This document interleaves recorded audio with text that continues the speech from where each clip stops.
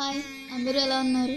ఈరోజు మన కామధేను వ్లాగ్స్లో ఒక ప్రముఖ పుణ్యక్షేత్రాన్ని దర్శిద్దాం రండి. విజయవాడ అనగానే అందరికీ గుర్తొచ్చేది అమ్మవారు. మరి అదే ఇంద్రకీలాద్రిపై వెలిసిన శ్రీ సుబ్రహ్మణ్యేశ్వర స్వామివారి గురించి మీలో ఎంతమందికి తెలుసు? సో ఈరోజు ఆ సుబ్రహ్మణ్యేశ్వర స్వామివారి టెంపుల్ గురించి తెలుసుకుందాం రండి. శ్రీ అమ్మవారి టెంపుల్ పక్క రోడ్డు పేరే బ్రాహ్మణ వీధి. ఆ వీధిలో అలాగే వెళ్తే రైట్ సైడ్ రామాలయం ఉంటుంది. దానికి ఎదురుగా ఉన్న ఆర్చి లోపల నుండి మెట్ల మార్గం ఉంటుంది.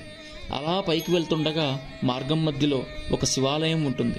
ఆ శివాలయాన్ని దర్శించుకొని ఆ గుడి పక్కన మెట్ల మార్గంని అనుసరించి పైకి వెళ్తే ముందుగా కింద ఉపాలయాలు మనం దర్శనం చేసుకోవచ్చు. ఇక్కడ లక్ష్మీదేవి, నటరాజస్వామి, అన్నపూర్ణాదేవి, సరస్వతీదేవితో పాటుగా నవగ్రహాలు కూడా వెంచేసి ఉన్నారు. మరియు శ్రీ అభయాంజనేయ స్వామి వారు కూడా వెంచేసి ఉన్నారు. ఆ తర్వాత ప్రధానాలయానికి దారి ఈ మెట్ల మార్గం ద్వారానే పైకి వెళ్ళాలి. ఈ ఆలయానికి ఎన్నో ప్రత్యేకతలు ఉన్నాయి. అవేంటో మనం ఇప్పుడు తెలుసుకుందాం.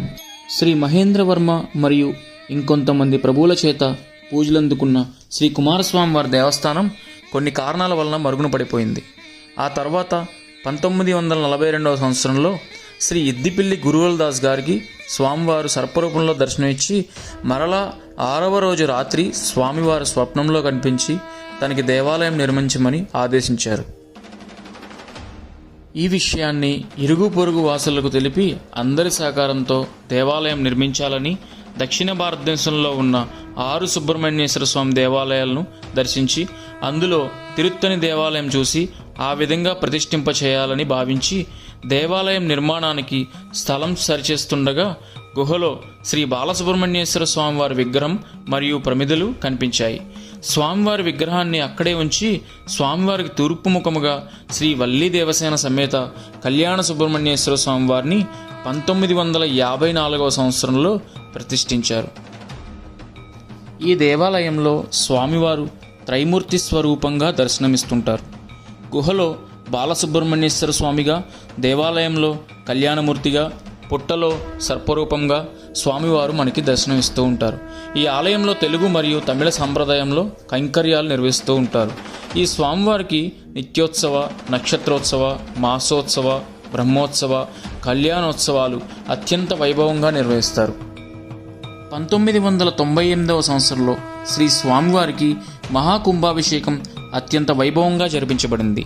ఇంకా ఈ గుడికి కుడివైపున ఒక కోనేరు ఉంటుంది. ఒకప్పుడు ఈ ప్రాంతవాసులందరికీ ఆ కోనేరు నుండే ఆధారం. ఇప్పటికీ స్వామివారు తెల్లవారుజామున సర్పరూపంలో ఈ కోనేరుకు వస్తారని ఇక్కడి భక్తుల నమ్మకం. ఈ స్వామివారు కళ్యాణం కాని వారికి కళ్యాణం, సంతానం లేని వారికి సంతానం, శారీరక మానసిక రోగాలు ఉన్నవారికి మంచి ఆరోగ్యాన్ని అనుగ్రహిస్తారు. సో మీరు కూడా స్వామివారి సేవలో పాల్గొని స్వామివారి కటాక్షం పొందాలని మనస్ఫూర్తిగా కోరుకుంటున్నాను. మరికొన్ని దేవాలయాలను చూపించడానికి నా వంతు నేను కృషి చేస్తాను. మరి మీ ఆశీర్వాదం కూడా లైక్, షేర్, సబ్స్క్రైబ్ రూపంలో కామధేను వ్లాగ్స్కి ఇవ్వగలరు.